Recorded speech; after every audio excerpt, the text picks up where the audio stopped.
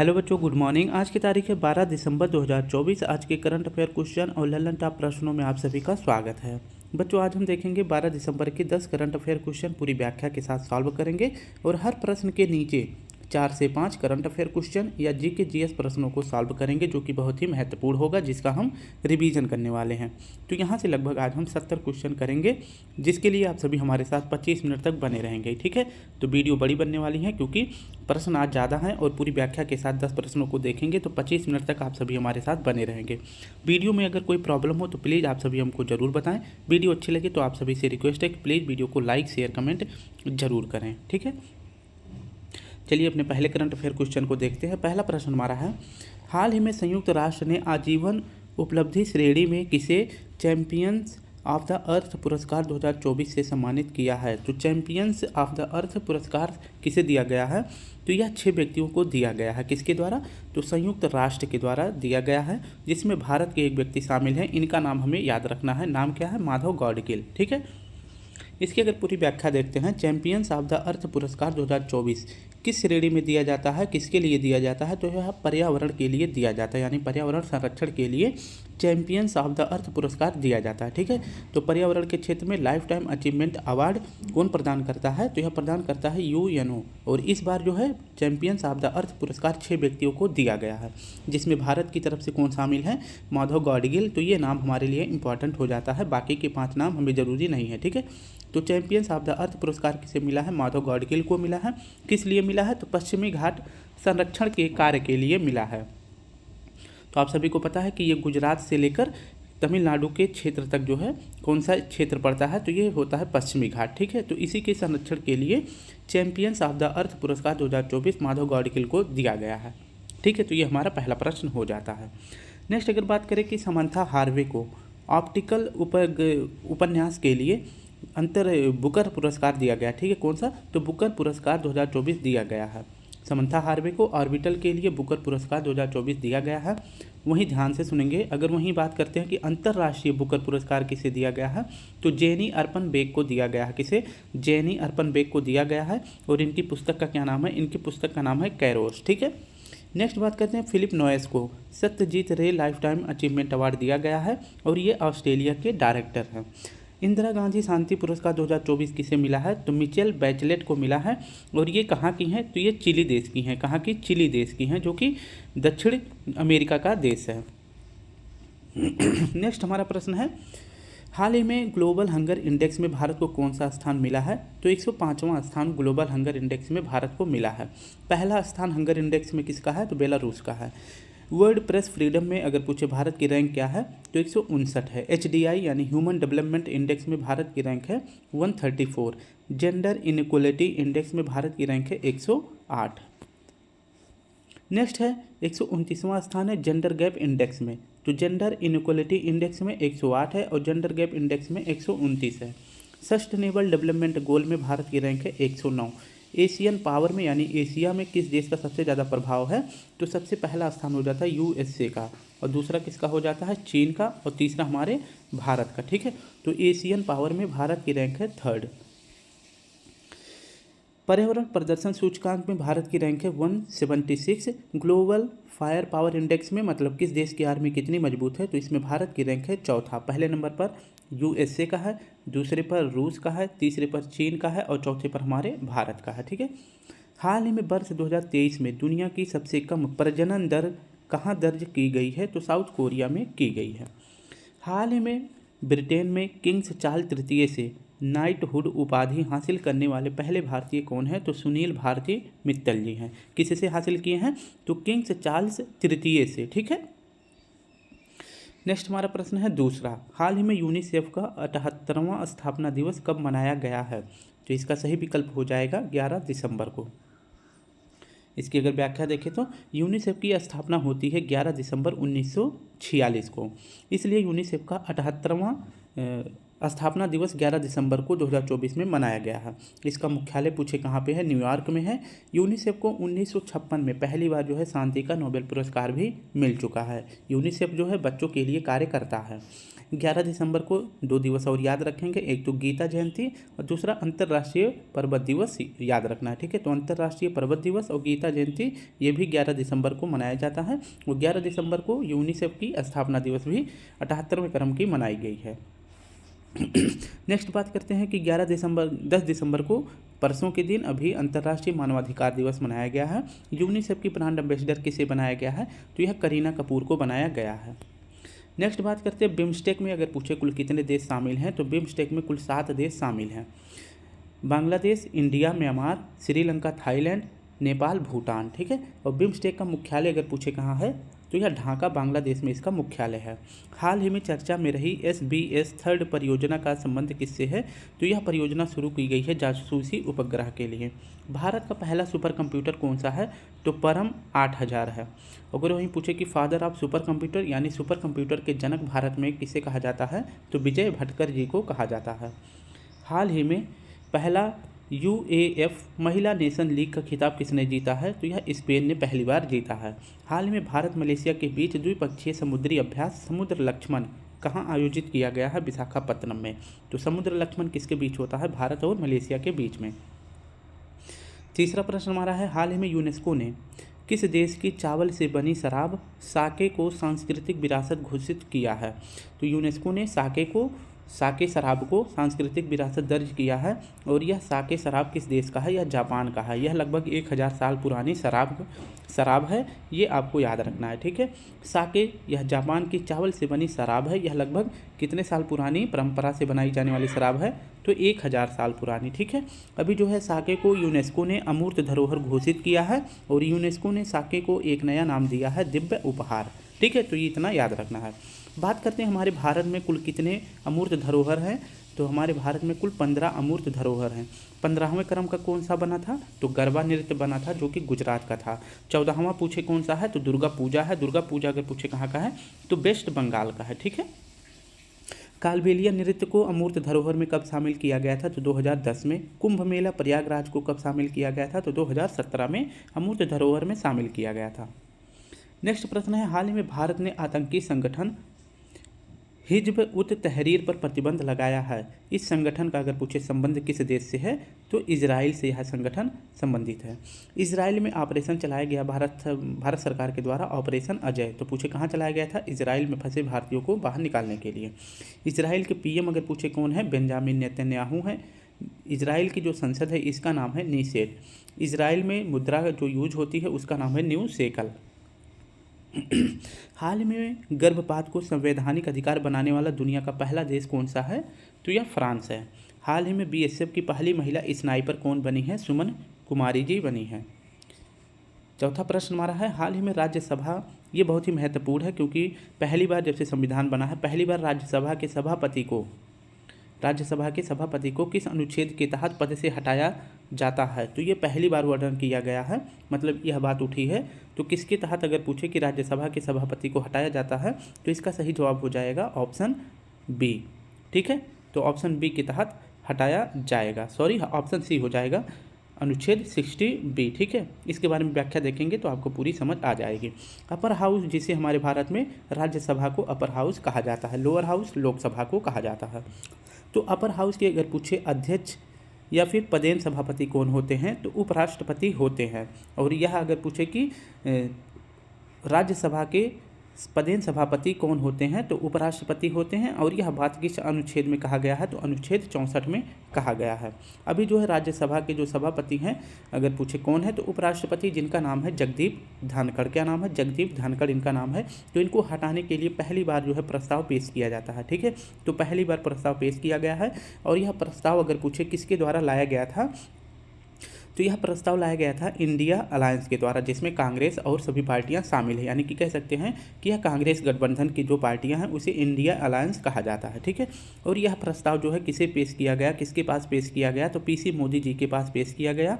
ये वर्तमान में राज्यसभा के सभापति है। तो यह इसे यहाँ पे पेश कर दिया गया है, ठीक है।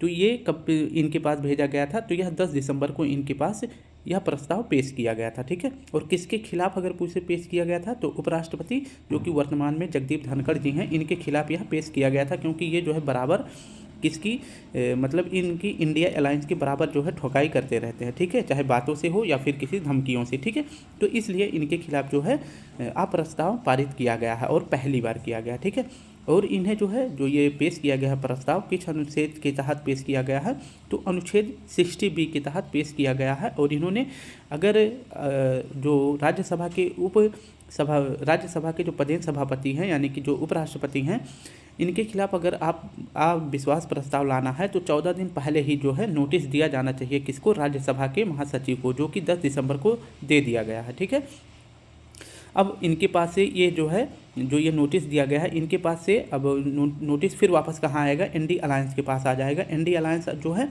फिर राज्यसभा में जो है क्या करेगी? इस प्रस्ताव को जो है तत्कालीन बहुमत के साथ राज्यसभा में जितनी भी सीटें हैं उसका आधा यानी कि 50% प्लस एक और वोट होना चाहिए, यानी कि 51% लगभग जो है मत से फिर राज्यसभा से जो है पारित कराना होगा। या जो प्रस्ताव लाया गया है फिर इस राज्यसभा से पारित होने के बाद कहाँ चला जाएगा? लोकसभा। मान लीजिए राज्यसभा में कितनी सीटें हैं? 100 सीटें मान लीजिए हैं।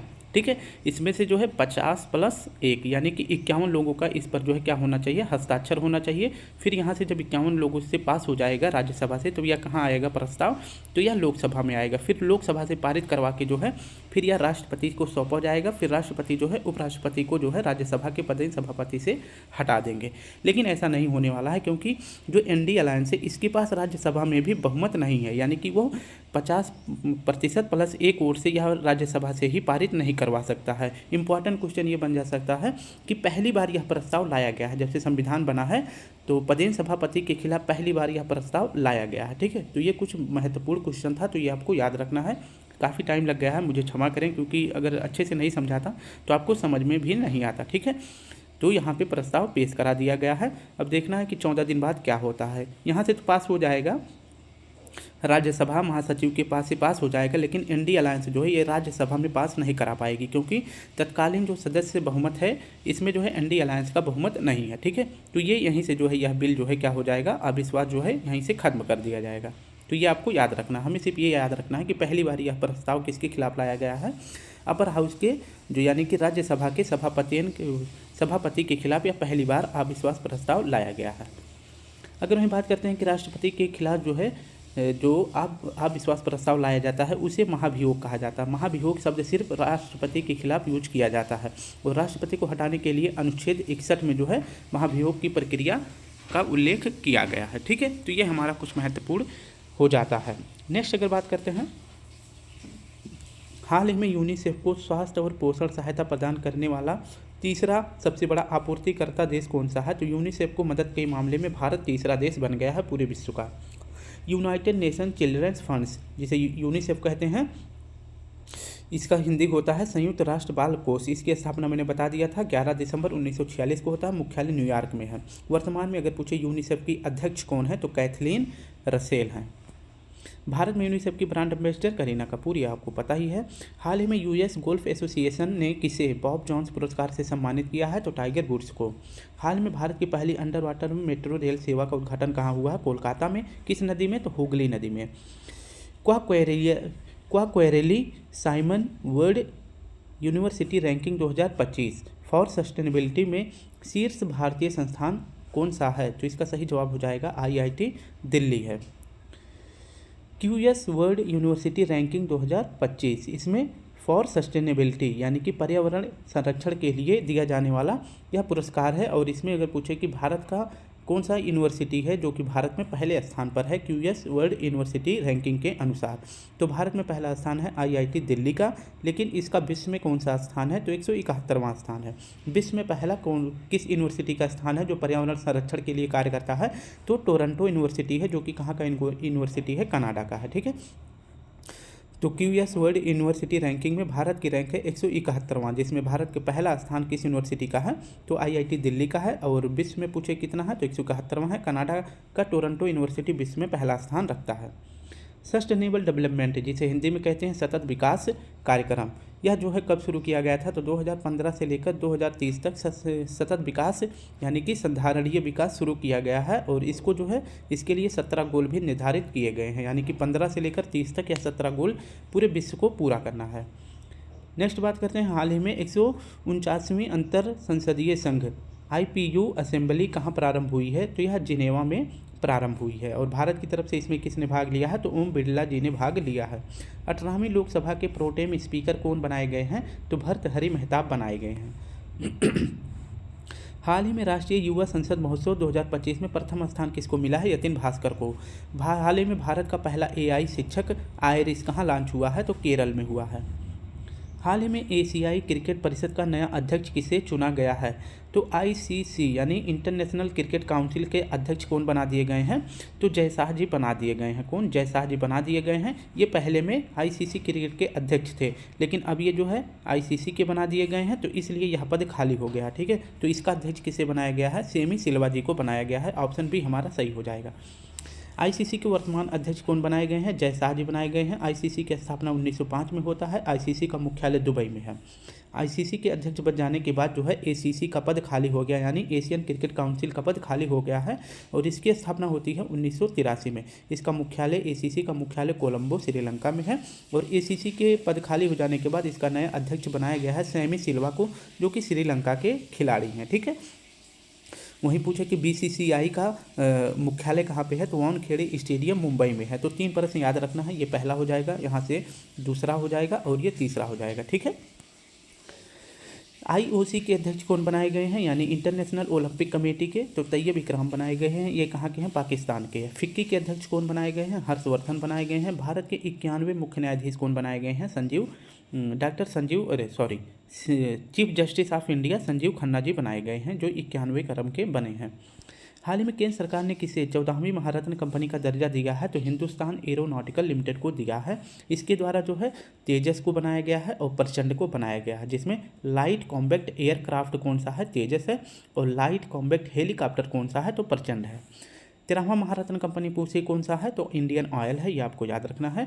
हमारा संविधान हमारा सम्मान अभियान का दूसरा अगर पूछे अभियान कहाँ शुरू किया गया था? तो प्रयागराज में किया गया था। पहला पूछे कहाँ पे किया गया था? तो बीकानेर में किया गया था। अभी जो है इसका तीसरा जो है अभियान शुरू किया गया है, तो यह कहाँ शुरू किया गया है? गुवाहाटी असम में शुरू किया गया है। तो पहला बीकानेर में, दूसरा प्रयागराज में, तीसरा गुवाहाटी में शुरू किया गया है हमारा संविधान हमारा सम्मान अभियान। ठीक है, हाल ही में अंतर्राष्ट्रीय महिला दिवस 2024 के अवसर पर राज्यसभा के लिए किसे मनोनीत किया गया है? सुधा मूर्ति जी को किया गया है।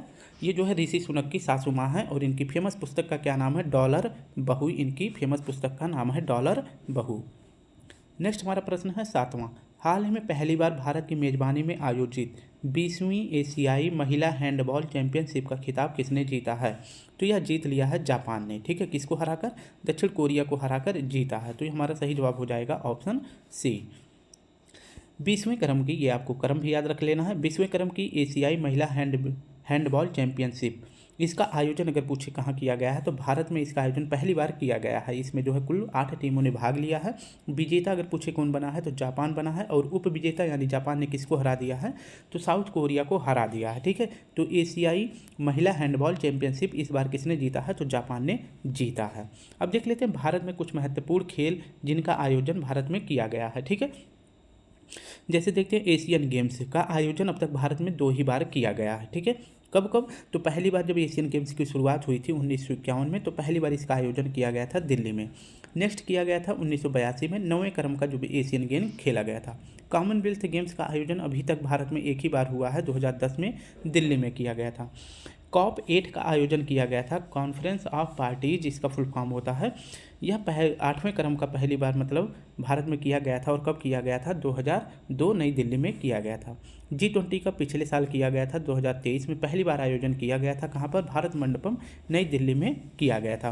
और वहीं पूछे G20 का अब की बार आयोजन कहाँ किया गया है? 2024 में, तो यह ब्राज़ील में किया गया था। ठीक है, कहाँ पर? ब्राज़ील में किया गया था। नेक्स्ट बात करते हैं, हाल ही में भारत का पहला एकीकृत राज्य स्तरीय साइबर कमांड और नियंत्रण केंद्र का उद्घाटन कहाँ हुआ है? तो महाराष्ट्र में हुआ है। और महाराष्ट्र के CM पूछे कौन बनाए गए हैं? देवेंद्र फडणवीस बनाए गए हैं। हाल ही में लाचित बोरफुकन की 125वीं 125 फीट ऊंची प्रतिमा स्टेचू ऑफ वेल्लोर का अनावरण कहाँ किया गया है? तो जोराहाट, असम में किया गया है। हाल ही में महाशिवरात्रि पर्व हेराज का आयोजन कहाँ किया गया है? तो जम्मू कश्मीर में किया जाता है।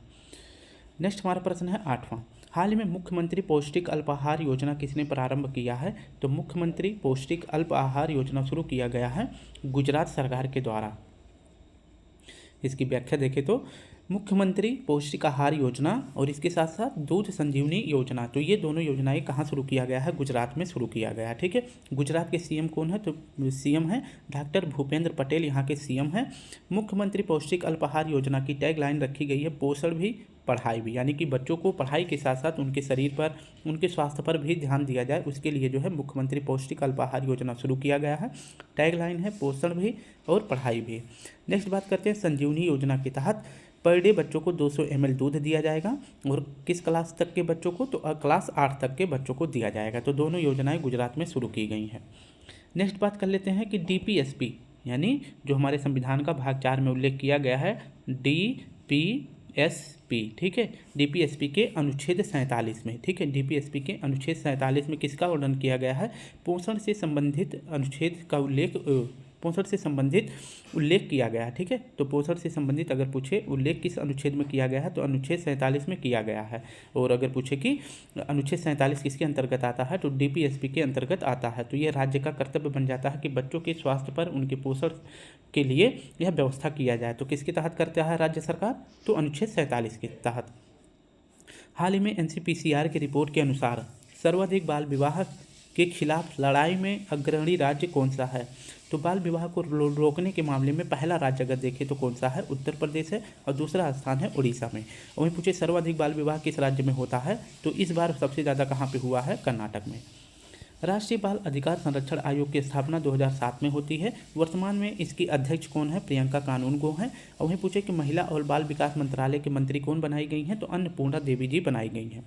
महिला विवाह निषेध अधिनियम कब हमारे देश में आया था? तो 2006 में आया था। जबकि राष्ट्रीय बाल संरक्षण आयोग की स्थापना तो 2007 में। हाल ही में 96वें ऑस्कर पुरस्कारों में सर्वश्रेष्ठ फिल्म का पुरस्कार किसे मिला था? ओपेनहाइमर को मिला था। इसके डायरेक्टर थे क्रिस्टोफर नोलन। हाल ही में पुलिस ने पशु तस्करी को रोकने के लिए ऑपरेशन कामधेनु कहाँ शुरू किया है? तो ऑपरेशन कामधेनु चलाया गया था जम्मू कश्मीर में। किसके लिए? पशुओं की तस्करी रोकने के लिए। 9वां प्रश्न हमारा है हाल ही में कृष्णा बेली संगीत निर्जनम 2024 का समापन कहाँ हुआ है? तो इसका समापन किया गया है विजयवाड़ा में। कहाँ पर? विजयवाड़ा, आंध्र प्रदेश में। इसकी अगर व्याख्या देखें तो कृष्णा बेली संगीत निर्जनम 2024, इसका आयोजन अगर पूछे कहाँ किया गया था? तो विजयवाड़ा, आंध्र प्रदेश में किया गया था। इसका समापन भी याद कर लेंगे, कहाँ पर? समापन भी विजयवाड़ा, आंध्र प्रदेश में किया गया था, यानी कि जहाँ शुरू हुआ वहीं पे इसका समापन हुआ। और यह 3 दिवसीय महोत्सव था जिसमें संगीत पर्यटन को बढ़ावा, यानी कि संगीत को बढ़ावा देने के लिए यह संगीत आयोजित किया गया था। ठीक है, और इसमें जो है अगर पूछे कृष्णा बेली संगीत निर्जनम में किस पर फोकस किया गया था? तो कर्नाटक संगीत पर सबसे ज़्यादा फोकस किया गया था। कर्नाटक संगीत के अगर पूछे जनक कौन है? तो कर्नाटक संगीत के जनक हैं पुरंदर दास। ठीक है, तो ये भी आपको याद रख लेना है। ठीक है, तो कृष्णा बेली संगीत निर्जनम की शुरुआत कहाँ होती है? विजयवाड़ा, आंध्र प्रदेश में होती है। ये आपको याद रखना है। हरमनप्रीत सिंह को भी वर्तमान में हाल ही में सर्वश्रेष्ठ पुरुष हॉकी का अवार्ड दिया गया है। श्री श्री रविशंकर जी को फिजी का सर्वोच्च सम्मान दिया गया है। हाल ही में सर्वोच्च न्यायालय के आदेश के बाद किसने अनुसूचित जातियों में उपवर्गीकरण प्रारंभ किया है? तो तेलंगाना में किया है। और कितने उपवर्गीकरण में तेलंगाना के अनुसूचित जातियों को बांटा है? 4 भागों में। और इसके लिए एक समिति का गठन भी किया गया है जिसका नाम है उत्तम कुमार रेड्डी कमेटी। ठीक है, नेक्स्ट है हाल ही में नायब सिंह सैनी को किस राज्य का नया मुख्यमंत्री बनाया गया है? तो हरियाणा का। हाल ही में महिला वैज्ञानिकों और फैकल्टी की सहायता के लिए शेरनी का उद्घाटन किसने किया है? तो यूनियन ग्रांट कमीशन यानी UGC के द्वारा किया गया है शेरनी का उद्घाटन। आज का आखिरी प्रश्न देखते हैं। प्रश्न आज कुछ ज़्यादा हो गया है तो वैसे कोशिश करेंगे 25 मिनट में समाप्त हो जाए। ठीक है, हाल ही में सर्वश्रेष्ठ नॉन फिक्शन पुस्तक के लिए क्रॉसवर्ड पुरस्कार से किसे सम्मानित किया गया है? तो यह पुरस्कार क्रॉसवर्ड किसे दिया गया है? KJS ढिल्लो को दिया गया है। ऑप्शन ए हमारा सही हो जाएगा। इसकी अगर व्याख्या देखें तो क्रॉस वर्ड पुरस्कार अगर पूछे किसे दिया गया है तो KJS ढिल्लों को दिया गया है। इनकी किस पुस्तक के लिए, तो कितने गांजी आए कितने गांजी गए, यह इनकी पुस्तक का नाम है और बहुत ही चर्चा में है, तो प्लीज़ आप सभी से रिक्वेस्ट है इसे याद रखेंगे, ठीक है। और इस पुस्तक में अगर पूछे किसका उल्लेख किया गया है तो इसमें उल्लेख किया गया है कश्मीरी पंडितों के ऊपर जो नरसंहार हुआ था, पुलवामा अटैक जो हुआ था सैनिकों के ऊपर, और सैनिकों के द्वारा बालाकोट एयर स्ट्राइक जो की गई थी, और आर्टिकल 370 जब जम्मू कश्मीर से हटा था उसके बाद की स्थिति कश्मीर में कैसी है लोगों की, इन सभी बातों पे जो है कितने गांजी आए कितने कितने गांजी गए इस पुस्तक में उल्लेख किया गया है। और क्रॉसवर्ड पुरस्कार जो है इसके लिए KGS ढिल्लों को दिया गया है, ठीक है। नेक्स्ट बात करते हैं संविधान को अपने हाथ से लिखना किसने लिखा था, तो प्रेम बिहारी नारायण रायजादा ने लिखा था। 2 वर्ष 11 महीने 18 दिन में लिखा था, ठीक है। हाल ही में मध्य प्रदेश सरकार ने किसे किशोर कुमार पुरस्कार से सम्मानित किया है, तो राजकुमार हिरानी जी को किया है। नेशनल फिल्म में बेस्ट फिल्म का अवार्ड किसे मिला है, तो नेशनल फिल्म में बेस्ट फिल्म का अवार्ड ऋषभ शेट्टी को मिला है इनकी मूवी कांतारा के लिए। 2024 में पद्म भूषण और दादा साहेब फाल्के पुरस्कार किसे मिला है, मिथुन चक्रवर्ती जी को मिला है। हाल ही में राष्ट्रीय अनुसूचित आयोग के अध्यक्ष पद पर किसे नियुक्त किया गया है, तो किशोर मकवाना जी को नियुक्त किया गया है। हाल ही में दुनिया की पहली 3D प्रिंटेड मस्जिद का निर्माण कहाँ हुआ है, तो सऊदी अरब में हुआ है। हाल ही में गृह मंत्रालय ने 17 सितंबर को किसका स्वाधीनता दिवस मनाने की घोषणा की है, तो हैदराबाद की करी है। तो स्टूडेंट इस प्रकार से हमने अपने सभी प्रश्नों को पूरी व्याख्या के साथ, लगभग आज 70 से 80 क्वेश्चन थे, इसमें कुछ प्रश्न मैंने खुद से ही ऐड कर रखा था, बाकी के प्रश्न जो है कुमार गौरव सर के ही क्लास से थे। तो अपना ध्यान रखें, अच्छे से पढ़ाई करते रहें, माता पिता की सेवा करें। कल फिर मिलते हैं, तब तक के लिए आप सभी को प्यारा सा जय हिंद, जय भारत।